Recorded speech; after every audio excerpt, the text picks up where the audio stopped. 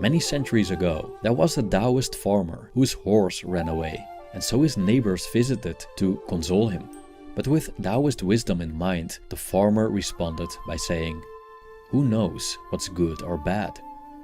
The next day, the horse returned, taking a wild mare. So the neighbors congratulated the farmer, who responded with the same words, "Who knows what's good or bad?" Later, the farmer's son tried to ride the wild mare, but fell, breaking his leg, and so the neighbors came again to console him. Again, the farmer responded, "Who knows what's good or bad?" Then the army came to the village to conscript young men for war, but they skipped over the farmer's son because of his broken leg.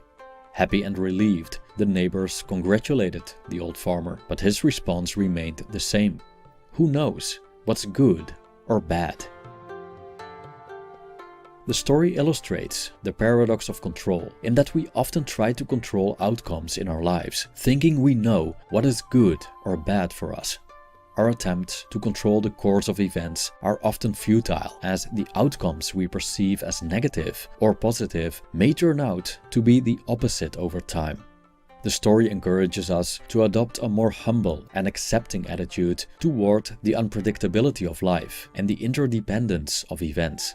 It also shows us that the importance we attach to the desired outcomes of our attempts to control is oftentimes baseless. Another example. Suppose someone is extremely fearful of losing her job, but after years of stressing out about it, she is laid off. After the initial grief and despair, she decides to take her dismissal as an opportunity to pursue what she always wanted: her own coffee shop. To her surprise, and with some help from fate, her enterprise becomes a huge success. Now, she not only realized that being sacked was a blessing in disguise, but also that all those years of worrying, tears and sleepless nights were pretty pointless. Moreover, if she had been able to exert enough influence to keep her job, she would then have prolonged the torture of desperately trying to hold her employment, as the capriciousness of fortune would not yet have revealed itself to her.